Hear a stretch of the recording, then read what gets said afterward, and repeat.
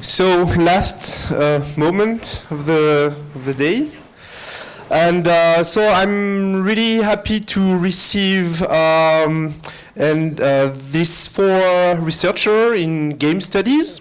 Let me introduce Olivier Servais from Belgium. He is an anthropologist at the University of Louvain-la-Neuve. Did I say Louvain the New?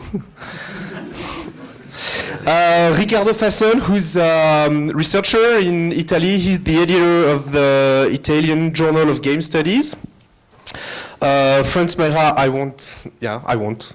You know him now. And Aphra Kerr, she's a researcher from the National University of Ireland, Maynooth. Is that correct?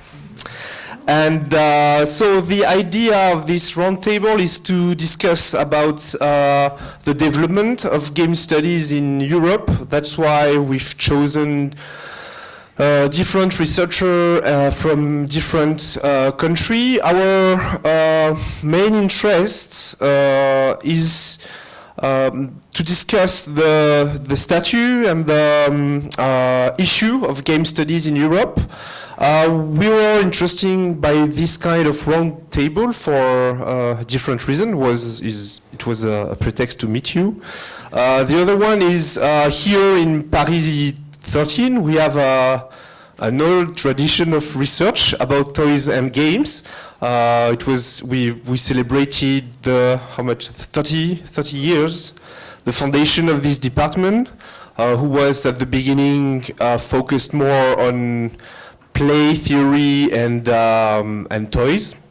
And so the second reason is that we feel now in France the development of a research of network of young, maybe not young anymore, researcher about video games.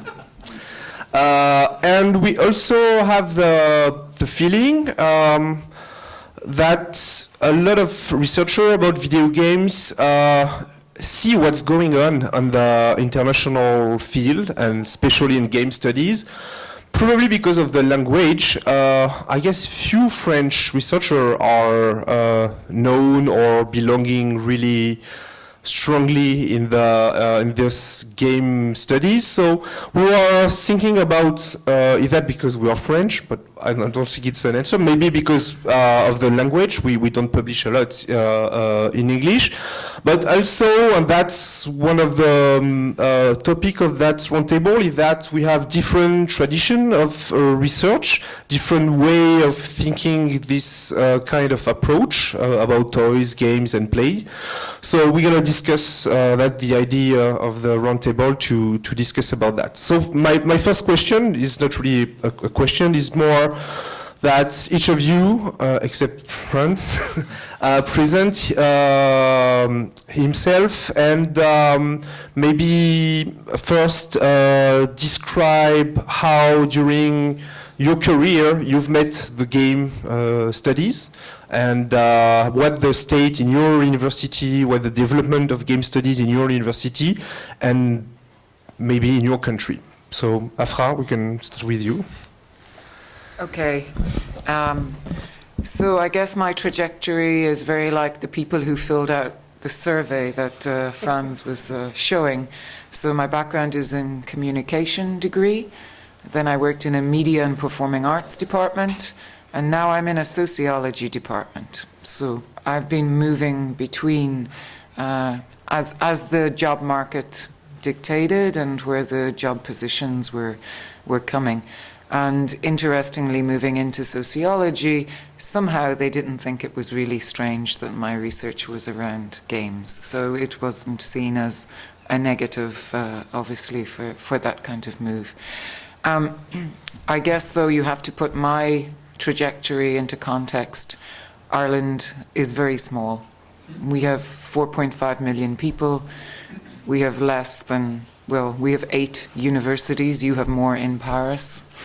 And so the job market itself is limited. And so if you're going to stay in a country like that, you have to be flexible. You need to move into different places and move with that. But if I was to say what is the state of game studies, I think that most people who would work in game studies in Ireland tend to be in the more technical computer science and engineering fields. And so if I'm collaborating, I'm either collaborating with people in the technical disciplines or I'm collaborating internationally with people I know in other countries. And that is because of the size of the country and the fact that we've had 8 years of austerity. And so most of the research funding is now targeted very much towards the technical sciences and anything that's focused on jobs. So I think that perhaps it's a little bit different to France, but maybe not so different. And also I think you see a difference between universities and the technical schools or the institutes of technology. We see more of the design programs in the institutes of technology. We have different types of programs in the university where I have been working. And in the university, you have to fit a little bit more with the established disciplines, but be open to interdisciplinarity. And so that is definitely the case in my experience. So that means that in Ireland you can find some game studies or game lab, or do you find some institution like that? Not so much. Okay. No, you have projects, but not necessarily an ongoing research lab. Yeah, it's not the case. Okay, thank you. Ricardo? Yep. This is very heavy. Okay. Hello, everyone. So I have a background in film studies and film history, which is, I would say, quite common for a game scholar in Italy, most of us. And I can say this with some confidence because I feel I know most people working with games in Italy. Most of us have this sort of background in film studies or film history or media studies sometimes. And in 2009, I was at a conference in Italy, in Università di Udine, in the northeast of the country, and they had a small track that was actually dedicated to game studies, sort of showcasing what game studies were to the film studies crowd, basically. And Bernard Perron was there, some of you know him, and Dominique Arsenault as well, so they work in Montreal. They're among sort of the scholars that worked on film and games and the relations between the two media more specifically. And at that point I met with people that had my same interest in game as players. I was into film studies, but I was an avid player of video games. And we sort of started, I was starting my PhD back then, and I sort of reoriented my PhD very heavily towards game, starting back then. And we also started a journal with the people I met in Udine, and they were all, like me, sort of very early career scholar. And so we did this thing, a little, this insane project of starting an academic journal that would have been peer-reviewed in English, open access, all the good stuff. But we started it, and it's still there. It's called Game, the Italian Journal of Game Studies, gamejournal.it, and that's the last plug that I will make for the journal. But please check it out if you're interested. But yeah, I would say that the most of the people in game studies in Italy are A, very early career researchers. They have just finished or finishing their PhD, and B, come from departments that, media departments or humanities departments, and more specifically have a background in film studies and history. So I'm sort of a prototype for that, and my sort of personal history as a researcher fits within the profile of the game scholar in Italy, I would say. So, do you have some game studies out of your review? Do you have some institution like Game Lab or At my university in Torino, we just funded a very, very small center for the study of games and play, which is called In Gioco, en jeu, or in play. That we're 4 people at the moment, and I am the only one who is actually working specifically on digital games, but other people are working on games and play in different sort of perspectives. And that is a very small thing, but I think it's probably the only sort of small research center in Italy that deals with this subject specifically, that I know of at least. Okay, thank you. Olivier. Prepare something. Oh. I don't know if it's work or not. It will come, okay. So, yeah, I prepared something, just the slides, so you could understand my poor English, even if the slide is also in English. So in Belgium, in fact, the field of game studies is quite recent. And as you know, Belgium is a very special country because, in fact, we are two countries in one. So the dynamics are very different in the north and in the south. The north is traditionally, and Flanders traditionally, more open to English words, Scandinavia and Germany. And the south is quite connected to Latin country. Personally, so quickly my trajectory, so I'm historian and also anthropologist. I have a traditional field in Native American Canada.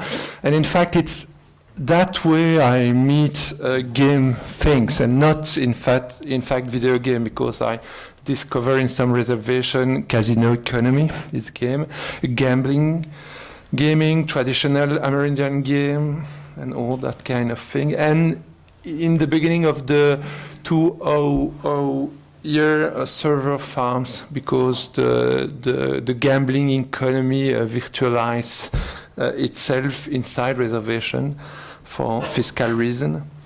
And I have also two personal connections. You have seen this morning Roberta Mayon, who was one of my PhD advisor on my traditional field, and I met 6 years ago Tom Bolster, and I made maybe the same migration than him from a traditional field to a game study field.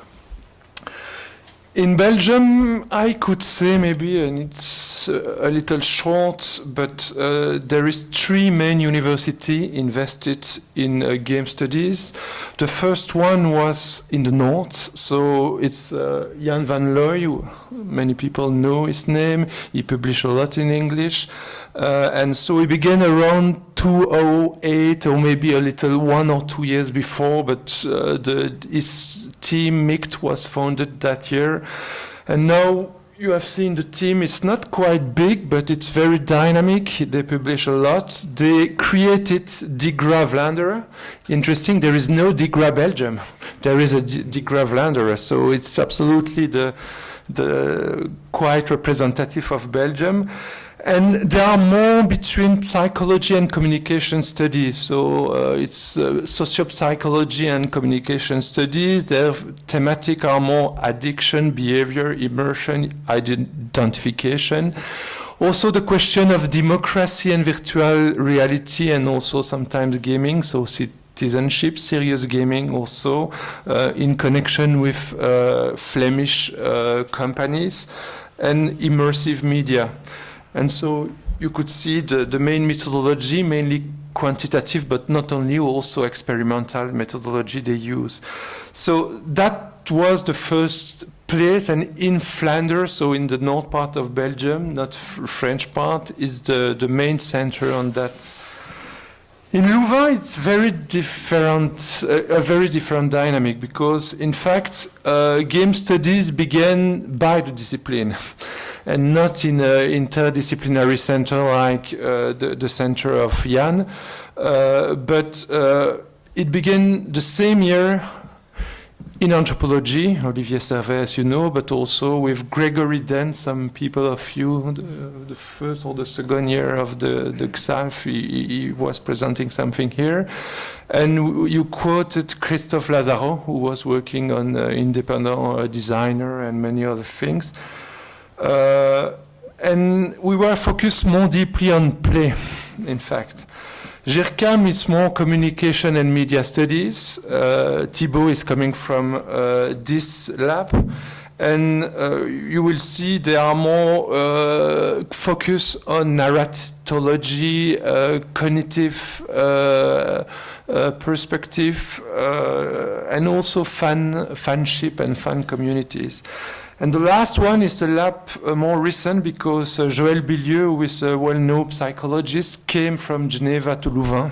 And so he created his lab, and now he's very involved on game studies, but more on the question of a critique of addiction. So in my PowerPoint, you will found all that point. So narratology play connected to game. As I said, you will see it tomorrow with Thibaut. Critique of addiction. And he's very involved in that perspective. And the last one is Liège. You have seen Fanny, and you have seen just a small joke here. So killer of unemployed, because they create a special game, very surrealistic, because Belgium is yes, surrealist. And so it's Pierre-Yves who is managing many workshops with independent designer. And so Liège began also this field 3 years ago with the thesis, the master thesis of Fanny, but also with the involvement of Pierre-Yves and other scholars.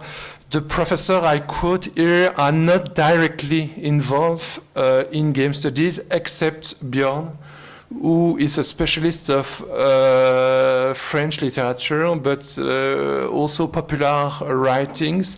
And now is very, he liked the question of popular writing and popular publication connected to video games. So he's beginning some project on that. But Liège is more focused on narratology, Fanny, designer and user, Pierre-Yves, for example. And so they use more narrative and web analysis, interview and workshop. And with that, you have the main places in Belgium with game studies. That's okay. Thank you. So my first question, and then I'm going to ask you, and then we're going to have time for discussion with the audience. So we've seen the development of game studies, and for the tradition we have here, we are really surprised that when we say game studies, we're just talking about, most of the time, video game studies. And just look at it, look at that. So I was wondering, what was your feeling about that? Why is that video games who engaged a lot of funds and researcher? And what's the place in your university to other kind of games or plays and yeah, or France? Yeah. Yeah, if I jump in here, I think that. It was both that when 1990s brought in new graphical capabilities, digital games just entered a new era, and they became this kind of highly distinctive, very interesting field of research.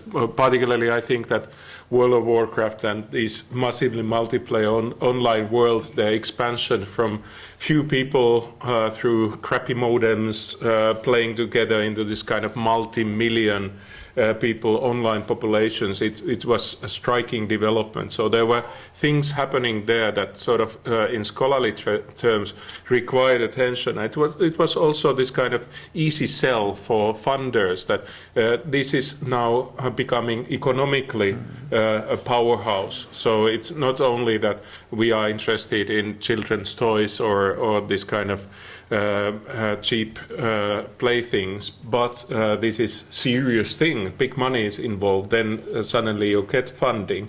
It's pretty this kind of instrumental way of thinking, but that is behind the logic why digital games dominated, video games dominated so much of the game studies until more recently, when game studies have become more involved in study of play.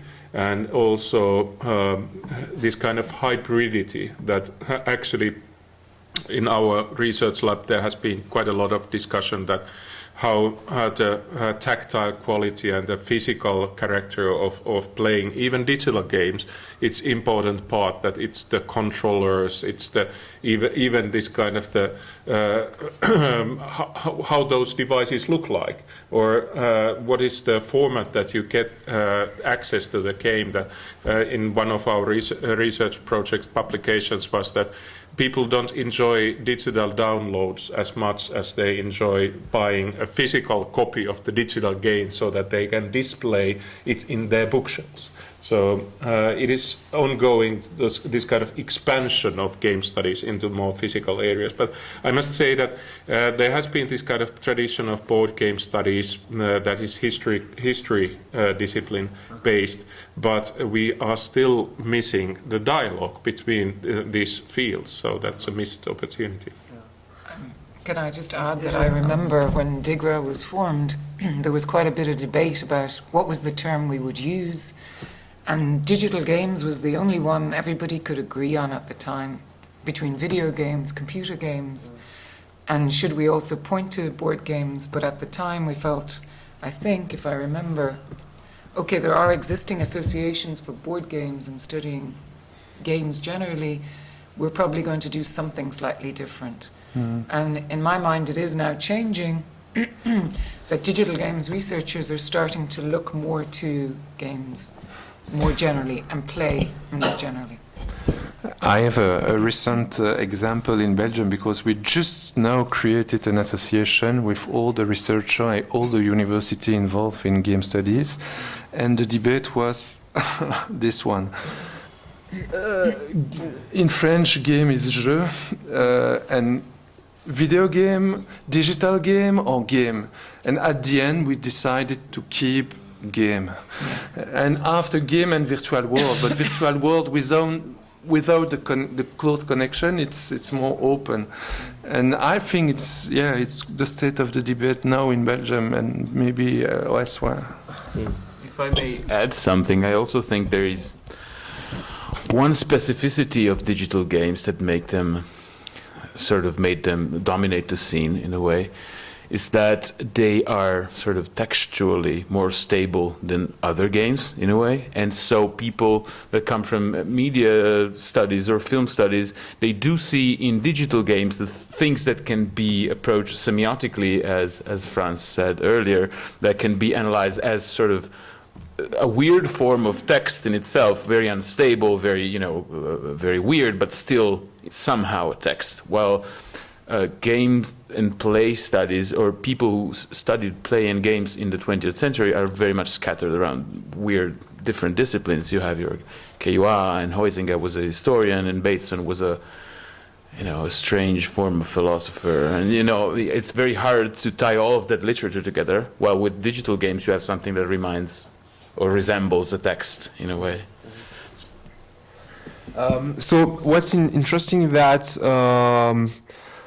you were saying, I was wondering, so from what you know about what's in your country or university, the attention paid to other kind of, it's known, or for toys, for board games, for traditional games, or is that from what you see, is that there's nothing, or it's really small, or? I guess I can be brief. So in our context, the university is not known for it, but I am, which probably means that whenever anybody wants to do something on games, they will come talk to me, regardless of what it is. But it also means that every time there's a scandal in the media or whatever, you're also the person. So you need to be a little bit prepared for that, I guess. That, if there isn't a lab or a support, then you are the person, unless you have something like DIGRA or your international connections. And that's where something like DIGRA is important. That if you're an individual without a lab or a department or whatever, you need something like DIGRA to have peer connections internationally that you can link into and have some supports. Were you asking about the physical games or traditional Yeah, games? I was thinking, especially in Finland, and I know that for role-playing game you have a lot of researcher, and I have the feeling that there's a big tradition in Finland about games and in general. Yeah, well, the stuff that we have been able to fund, it falls into two categories. So if it is somehow that you can turn it into sort of innovation, future-oriented technical stuff, then it's easier to get funding for that. But if you are more into this kind of abstract, more basic research of this kind of crossword puzzles or everyday casual games that are not money-making opportunity, then it's much harder to get funding for that kind of areas. But we have been sort of trying to do both. In this kind of emerging board game area, we have been, for example, in EU projects, we have been collaborating with technical teams that have been building board games which are equipped with sensors, like the Staffan Björk and Interactive Institute team. We have been then sort of plugging into the user-centered design of this kind of future-oriented board gaming concepts and what kind of methodology you can apply for evaluating them. On the other hand, we have students, and students, in our case, they get government grants for doing basic research. So they carry out board game studies and studies of this kind of non-business oriented forms of play. And of course we have gifted PhD students like Jaakko Stenroos, who recently defended his PhD, who have been internationally recognized already for studying live action role playing, for example. So there's lots of stuff but it's sort of pretty scattered, and it's challenging to build any sort of unified grand research strategy on this kind of foundation that you are piecemeal picking up elements here and there. In our university, I would say we are with this small research center that we funded, because it's basically no, it's money that come from other projects and somehow we're reassigned in a way. We are starting to do things that are proof of concept, so to speak. So we're having small seminars with students, inviting a game designer or someone who works on board games or who works on role-playing games, and trying to actually demonstrate to the university that there's an interest in the students for this kind of subject. And we are hoping to have a full lab or a long-running seminar next year, so that this form of not necessarily digital games and play and the design knowledge that comes with it will be part of the students' curriculum. And because we feel if you're a student in communication or in media, it might be very useful to have access to basic sort of game design resources and knowledge. That's probably a good thing to know. Yeah, in Belgium, as you have seen, it was very scattered, except Micht in Ghent. All the other people involved in game studies in a deeper perspective were alone or were in a small labs that wasn't focused on game studies. And so that's why for us it was so important to meet every month together. Belgium is a little more populated than Ireland, but also it's more. So in fact the distance are not so. It's a little more than Ile-de-France, a little more larger than Ile-de-France. So in fact, together now we are around 35 researchers, all people very involved in the field. And when I say people very involved in the field, it's because we have associated to such a dynamic for association. With people at the border between research and communication on the game issues and the game question. And for us, it's very, very important. We don't want to be very deeply only on research, but also to discuss with all the people involved in the field. And they could also have a testimony, but for me, it's a quite interesting dynamic. Four of you, you've mentioned that probably video games became dominant because of the economic weight or because it was a major industry. I was wondering that there was also a demographic fact that young researchers coming, loving video games, and so the feeling we can have sometimes when looking at the game study that most of the time we are talking about video games that the researcher like. Just like World of Warcraft, I can tell. I've done my PhD on it, so, but I didn't like World of Warcraft.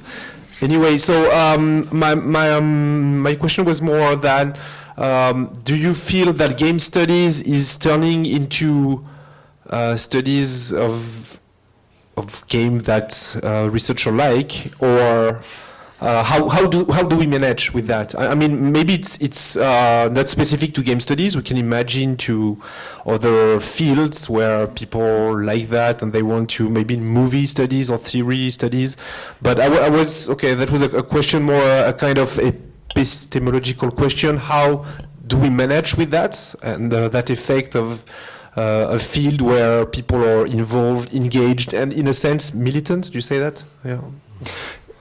Yeah, maybe I would like to answer, to begin to answer, because in Belgium, I think the disciplines are the center of everything for that. And for example, in my discipline, anthropology, that involved to be to be very immersive with participant observation, long-term immersion, and so on. If you dislike the game you are observing, it could be a very deep problem. And so in my discipline, all the students that begin something, a master, and so a new field work, have not especially a special connection to one game, but a kind of, I don't know how to say, but accommodation or a minimum of likeness of the field. But I discuss sometime with Joël Bilieu, which is in psychology, and for him, it's absolutely not a question. He said, no, many times I make some experimentation with games that for me they are boring and they are, but because there is a distance to the object, it's not a problem for him.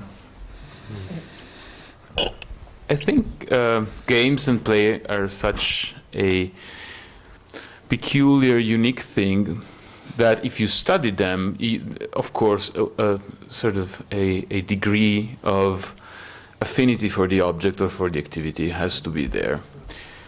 But on the other hand, I have a real problem with the notion of the academic / fan, of the ACA fan, as Jenkins term, as much as I like Jenkins' books and theories, because since we are working with those of us who are working with digital games, we're working with multi-million industries that have their own agenda and their own ways of doing things.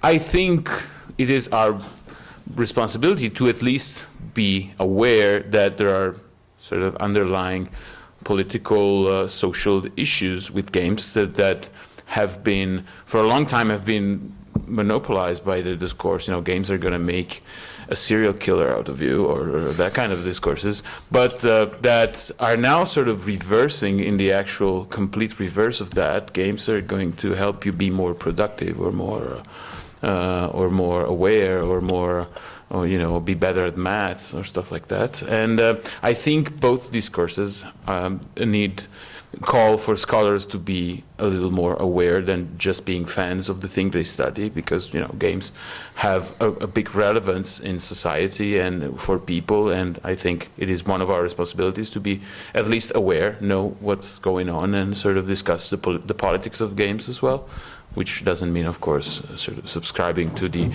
millenaristic arguments that games are going to make a serial killer out of you or not. So.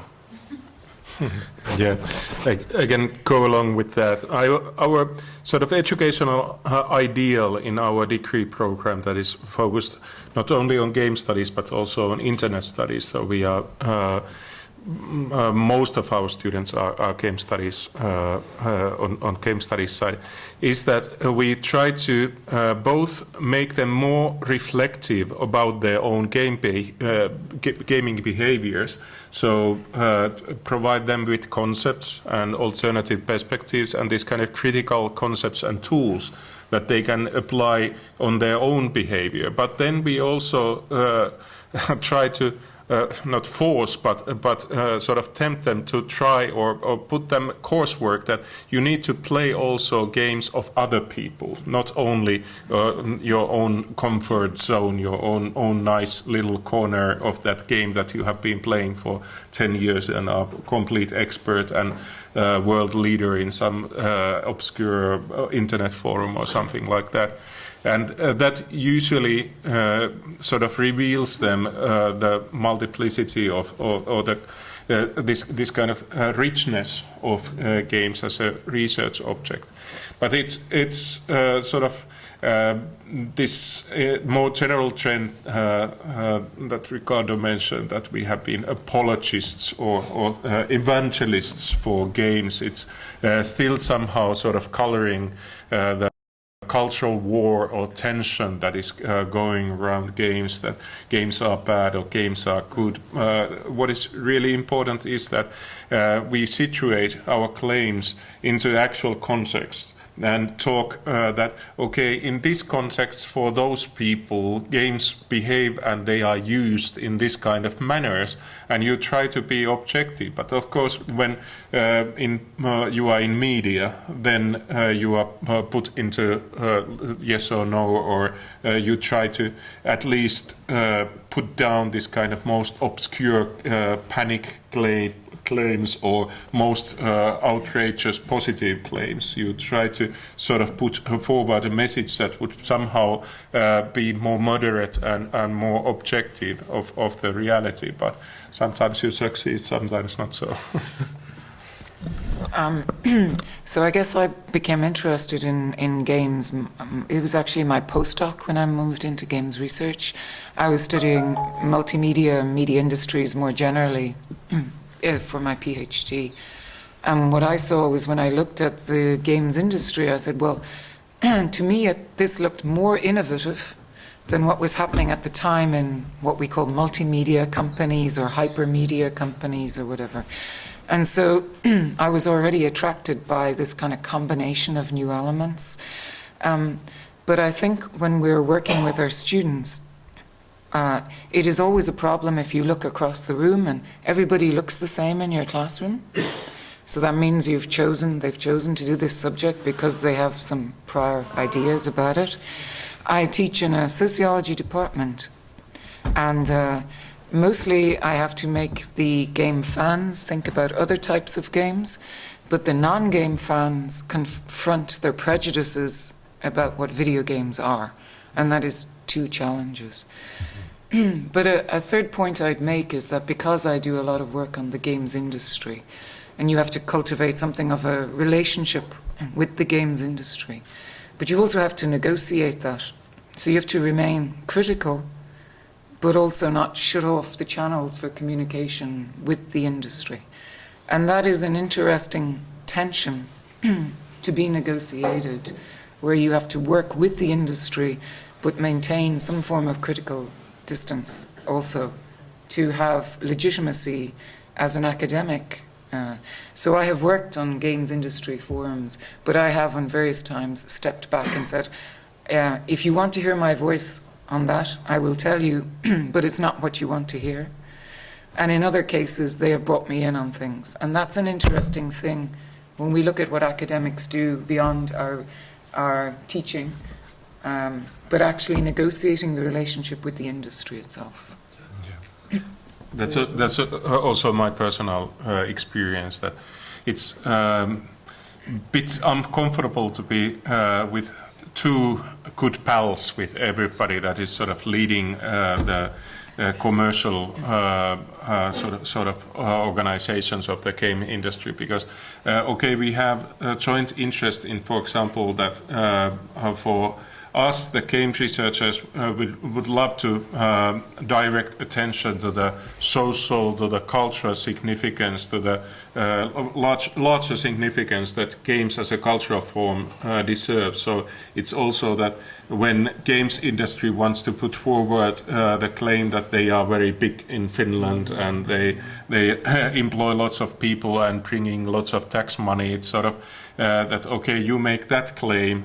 I can say only stuff that I have research background on, but we have some mutual interest, and in some cases in collaborative research projects we can find, for example, data that can be provided for regulators to provide guidelines for making game services more ethical and protective of the customer.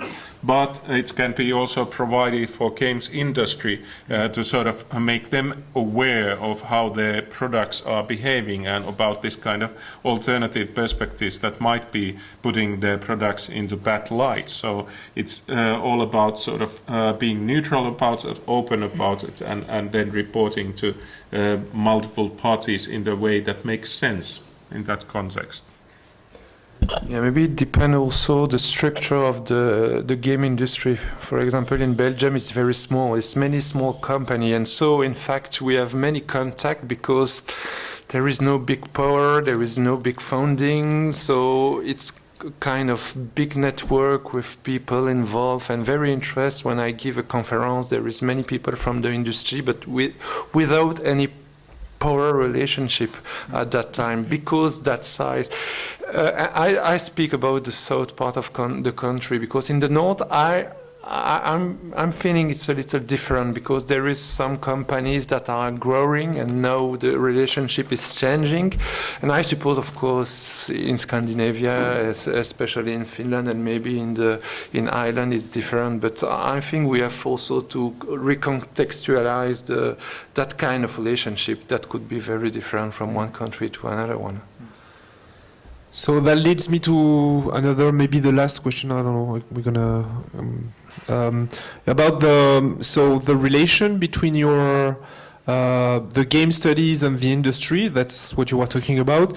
But I wanted to know also the place of game teaching in your university. That just for degree, master. What's the place according to these kind of courses? Well, there are game design courses at undergraduate degree level, mostly coming out of the technical departments and mostly out of the institutes of technology, not the universities. The universities are coming in a little more at master's level, and we're organizing and going to launch a new master's around internet and society, and I will teach games as part of that, but we will not be fully labeled as games as such. So it is because it's coming out of a sociology department, and so we're going to be looking at games in their relationship with online and network technologies, and I see that's something similar with games and internet in your lab. So in our country it's coming in a little bit more at the master's level, and at the undergraduate level it's the slightly more practical design orientated schools or engineering schools where you're seeing games come in. Yeah, our international master's degree program is titled IGS, Internet and Game Studies, and we are trying to provide our graduates with this kind of broad cultural, socio-cultural, analytical understanding of what these are, and basic research skills that are based on both qualitative and quantitative approaches of studying what is happening online, human behaviors, behavioral sciences, but also this kind of game studies in more humanities-oriented style. But our undergraduate studies we try to, we are talking about game experts. So rather than training in university game industry professionals, we are trying to build academic experts that then can continue with into more industry-oriented or government roles or in various research masters and PhD track. So we have the full option of starting with game studies in your first undergraduate year, then doing bachelor's on games, and then doing your master's in games, and then doing PhD in games. So University of Tampere provides you with that option.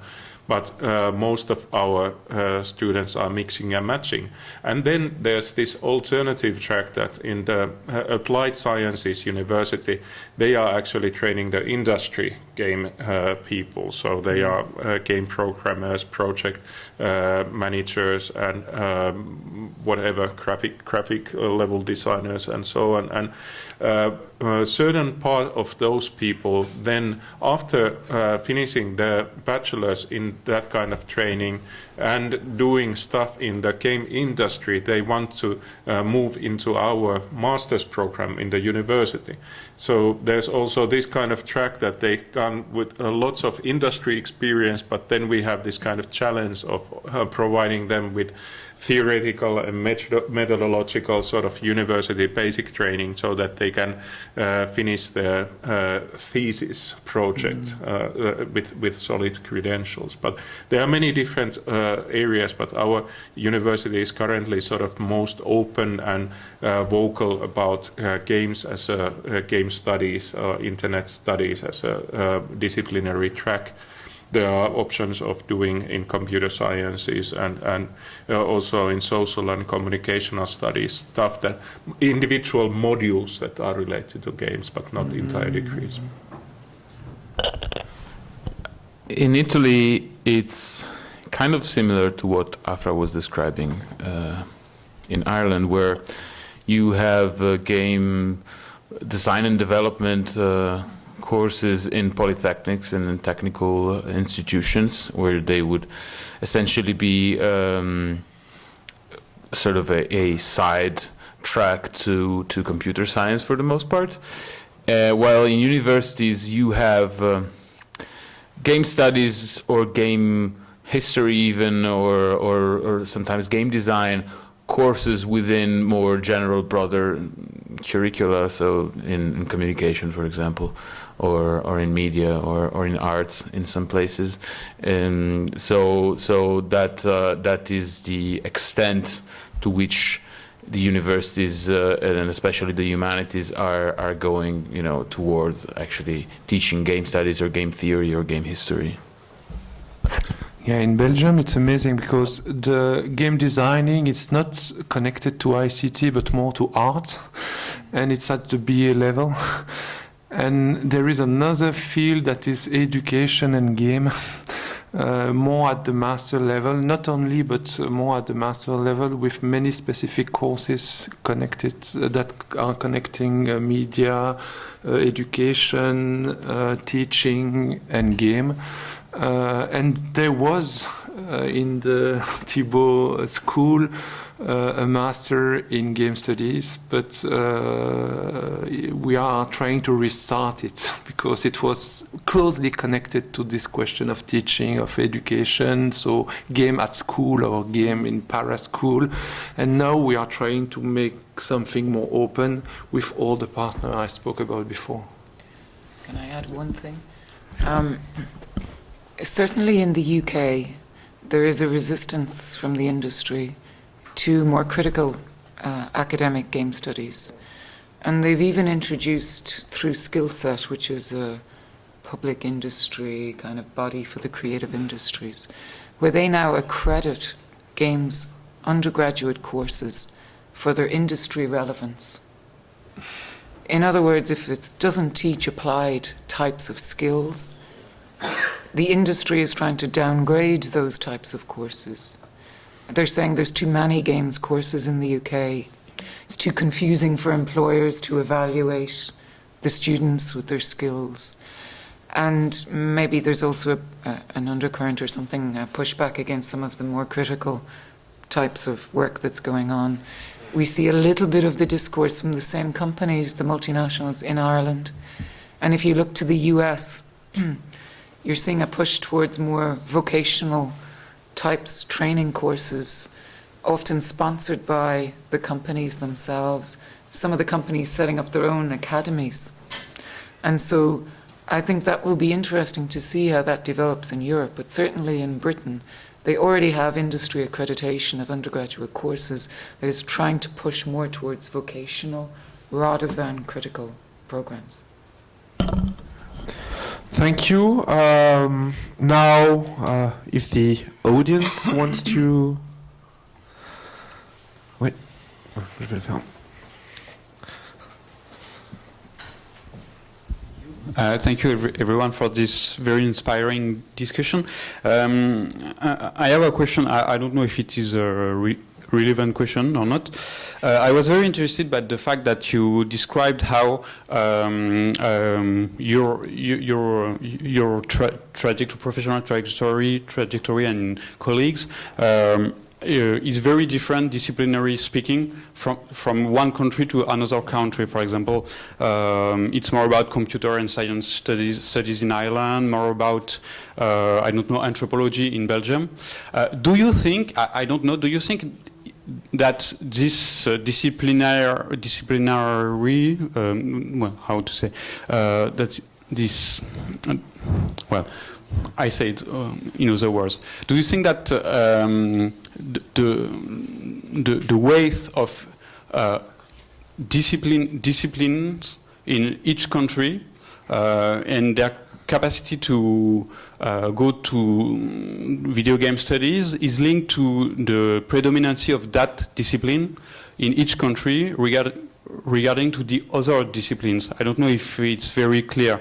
For example, in France, to take the example of sociology and geography, sociology is traditionally a more predominant discipline in social science, generally speaking, than geography. And from my point of view, from the point of view of a geographer, it seems very logical that there are more sociologists working on video games, or more PhDs on video games than geographers, and because of that predominancy of sociology in France. I don't know if it is relevant in your countries, in your respective countries. I don't know. Who wants? Yeah, well, I could. So in Belgium, I think it's more a question of person. So it's become, because one person was very interested in such a question, such an issue of gaming, that the field developed in Ghent. It's completely connected to one or two or three person. In Louvain, anthropology is not big, but I'm very involved in it. Of course, there is maybe something with communication studies, because I think in Liège, in Louvain, in Ghent, the 3 main labs on 4 are connected to communication studies. But I couldn't say that communication studies are very strong in Belgium. Just it's because they are connected to that question. And so there is a kind of complicity, or I don't know how to say this, between this discipline, media study and communication studies, and the field of gaming. Yeah, I also think that it's personal interest. There's this joke that every literary scholar in Nordic countries has turned into game scholars, because there are so many, like myself and Jesper Juhl and Espen Aaset and several others who have their background in comparative literature or literary theory or whatever. I think that in that case, it is rather small discipline that was providing conceptual tools for interactive narratives and hypertextual studies. So it was sort of a logical step in methodological and theoretical sense to start analyzing adventure games and then other kind of games. in that case it was sort of coming from the theoretical tradition. But then we have in Finland, we have several historians who are focusing on games, and in that case it's probably related to this kind of institutional history, that history as a discipline oriented towards media archaeology and technology history in Finland. So it was strong in the field that was making it sort of very natural to study early video games and computer games and home video game consoles and the culture that surrounded them. And also digital culture as this kind of very general title was something that brought together lots of humanists in 1990s. So there are sort of several sort of developments that are institutional, personal interest, and also sort of research methodology and theory related.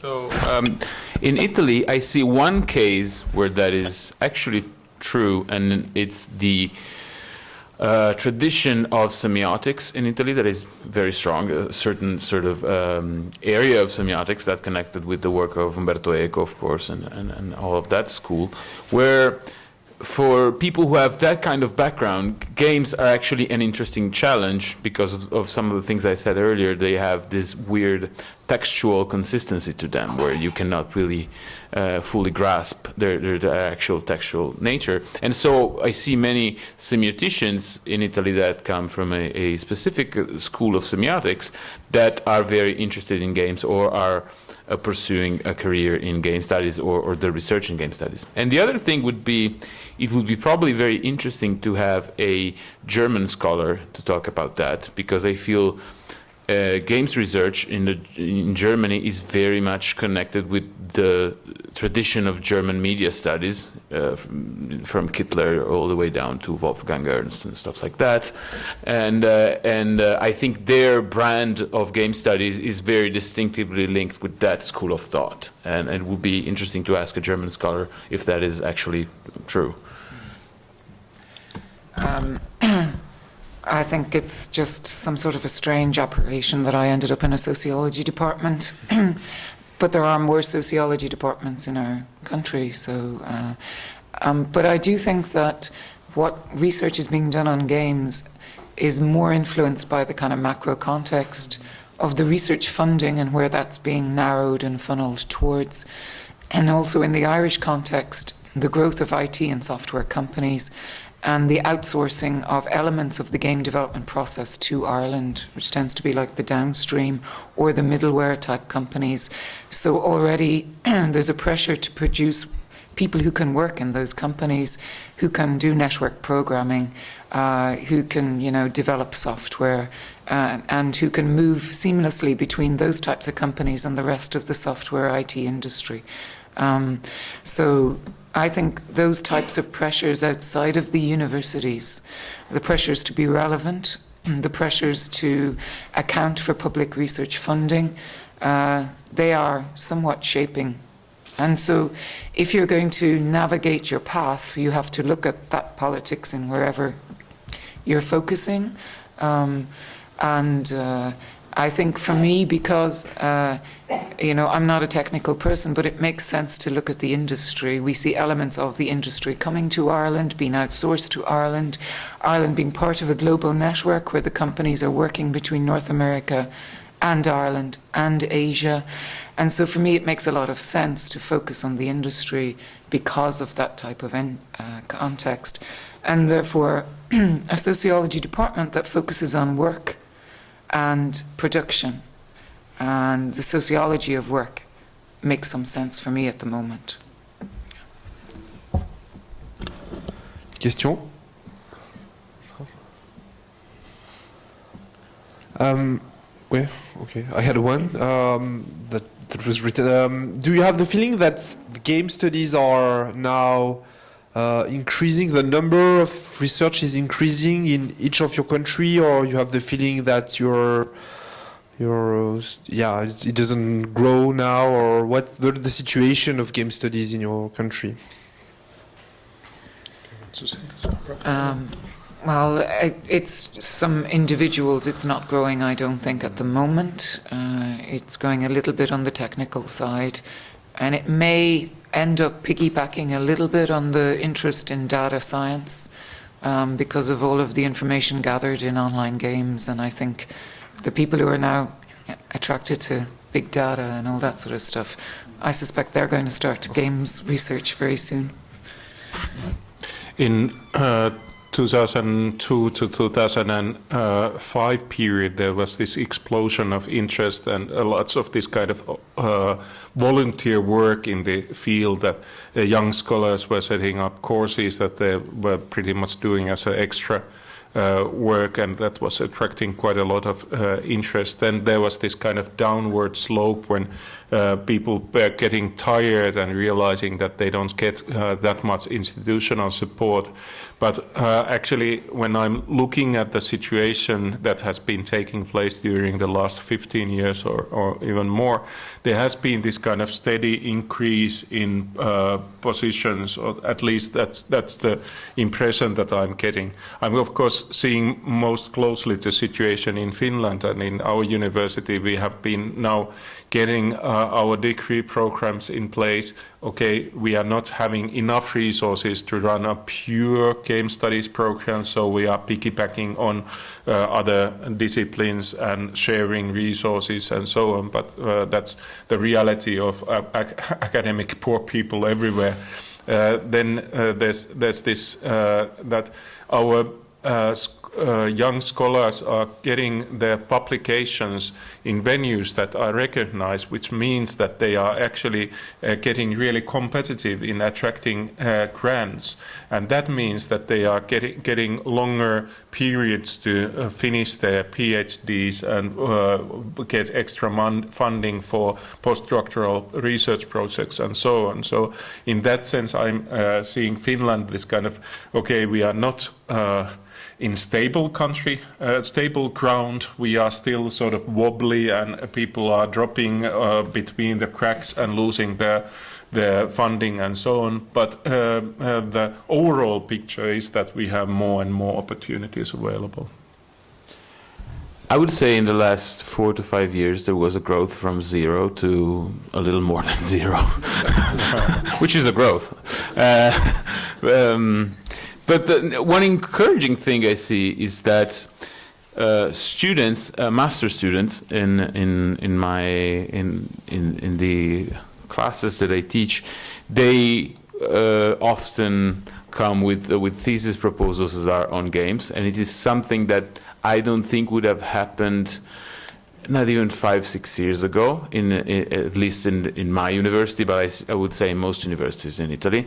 And this means that they sort of realize that there is a legitimacy to actually writing your own thesis in the area of media studies on games, discussing the formal elements of Heavy Rain, say, or any other game, which is encouraging. But on the side of research, I would say from 0 to a little more than 0 is still something. Yeah, it's absolutely quite the same in Belgium than Italy, but it's not from 0 to approximately a little more than 0, but from 0 to I think 7. So you have a precise interesting. Number. No, and another interesting index is that in Belgium, if you follow all the professors that could supervise PhD on game, they are all young professors. So there is also a question of generation, but the relationship to game is different from one to another. So they are not all gamer, and it's different discipline. But there is a generational things, I think, in Belgium. So now we know that there is 7 persons involved on that field, and they are beginning their career, and they got their tenure. So now it will continue in the future. Okay, maybe a last question.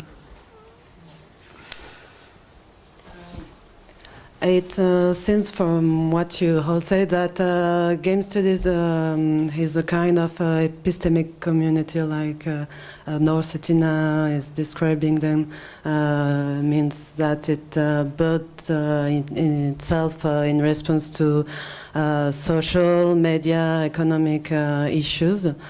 And we see that there are many different local contexts of development, but I would like to ask, because this was the theme of the roundtable, do you think or do you feel, as you are working at international scale, that there is a European kind of game studies? Because when we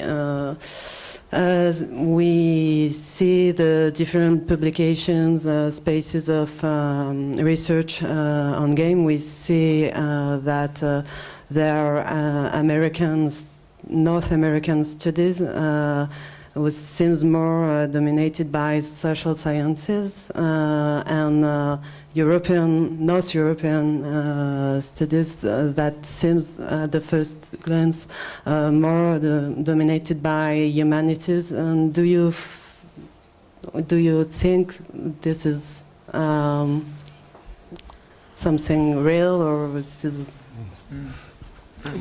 Yeah, I think that at least you have this kind of perception. It's easy to get looking at, for example, journal like Game Studies and compare it to the stuff that is published in leading journals in the United States, the commercial science publications internationally. But I would love to know more, for example, what is going on here in France. Or I don't speak French, so I don't know what kind of game scholarship is taking place here. And I think that also in German speaking countries there's lots of interesting stuff, and we are sort of missing this kind of overall European awareness. We are probably the Nordic tradition of this kind of ludological thinking. It was coming on early, and it still sort of seems to dominate the field. But I think that this kind of empirical, data-driven, social science style work is also growing in Europe. There's more of that. Then in United Kingdom, there's lots of really interesting media studies, and also in Italy. So we are having this kind of multiple different traditions. But for me, it's particularly looking at the leading research labs and scholars working in the United States that I think that they are more experimental in the style of implementing something that they want to push forward for artistic reasons or for commercial reasons. So they probably have this kind of more closer connection between even humanities style of theorization and this kind of programming and data-driven experimentation. But that's just an impression, and let's not go to talk about Asia because that's another chapter. I think this is the internalism question. I think there's many game studies, but it's not so much game studies and non-game studies, because within game studies, I think we have a geographical and linguistic divides. I think people in smaller countries and who are English speaking or can speak English are connected perhaps to some traditions, and so I think it's not surprising that I know all of the Scandinavian literature, with many of them published in English, and I'm able to read it. And some of the German scholars are starting now to become more visible and are definitely taking other epistemological and methodological approaches, but are staying a little bit more discipline-based, I think, perhaps.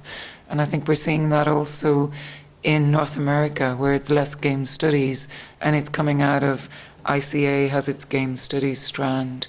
Other groups have a games special interest groups, so they're staying within their disciplines, and so they're adopting methods that are recognized within their disciplines.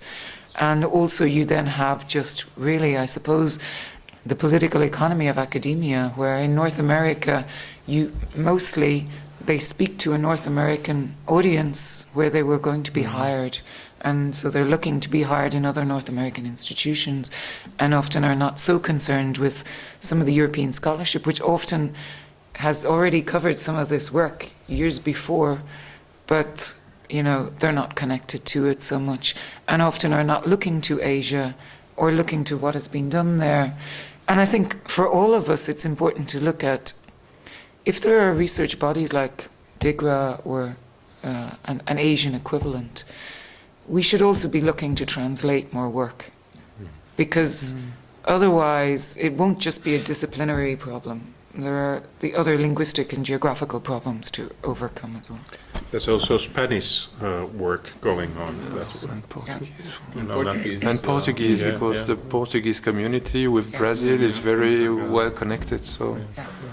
But behind this, I think the question of languages is very important, especially in Europe, but not only, because there is specific connection between Spain and Latin America, and so this question and this issue is very important. In Belgium, it's completely clear because the Flemish is very small, a small area. They speak English, and so they are, and so they are very connected to this northern area. And the French part, we are absolutely more connected to France and to Quebec, firstly, and sometimes to California, because I don't know why, but they love France, and so all the time they want to have a French speaker who came there, and so. But yeah, this dimension for me is strangely but very importantly. We had also this kind of inverse problem in Finland, that everybody in Finland was publishing in English and in international venues, and even when you wanted to meet your colleagues, you were meeting them in California or in London or whatever. And then we decided to establish a Finnish language publication, just to because we realized that we don't even have those words in Finnish language that are now developed in ludology and game studies. So that was also educational agenda, that we wanted our master's degree and our doctoral students to have a venue where they can use their own language and publish early stuff, and then probably continue to in international arenas. So that was important for us. We have 5.6 million people, so we are also a very small country. Yeah, and I just want to add that one of the reasons why I can't say I see a European approach to game studies as sort of this organic thing is that, for example, in Italy, and I think it's the same in some other countries, non-English speaking countries in Europe, if you want to get a job within the academia, you have to have a certain amount of your publications that are in Italian in specific journals that will grant you actually tenure. So you're sort of writing for, if you want to stay in Italy, you're writing for that. Some of the good stuff in game studies also that come out of Italy are in Italian for academic political reasons. I needed to be published there rather than, maybe in a more prestigious international journal that is not recognized by that specific body in the Italian academia. I'm envious of that, because in Finland it's complete opposite. You need to publish everything that is relevant in English. Okay. If we are coming to this. Yeah. It's funny. We can swap if you want. Maybe there's a healthy balance also. Yeah, probably somewhere. I got a final question. I'm very curious. Oh, sorry. I'm very curious to know how any one of you is saying 3 words: game, play, and video game is in own language: Gaelic, Finnish, Italian, and French. Okay. What were the words? Game, play, and video game. This is hard in Italian. It's going to have a whole theoretical introduction. This is sophisticated language now. We are very simple in Finnish. Game is peli, play is pelata, or leikkiä. If it's more playful play. Well, you have the theoretical introduction as well. Yeah. we make that distinction. And then computer game or video game. Yeah. Tietokonepeli or videopeli. That's Oh, well, I don't know. In Irish. Exugru is playing. Spree is play. And video game, I don't know. They probably use the English. In Italian, game is gioco. Play is giocare, which is the verb for gioco. So there's a lot of confusion when you translate English text that use play and game in different senses, right? Like in French. Yeah, exactly. Exactly like And video game is videogioco. So very straightforward. Et en français. Et l'italien et le français sont très proches. Okay, I think that was a good conclusion, and thank you. Yeah, thanks to you. And now we're gonna retreat.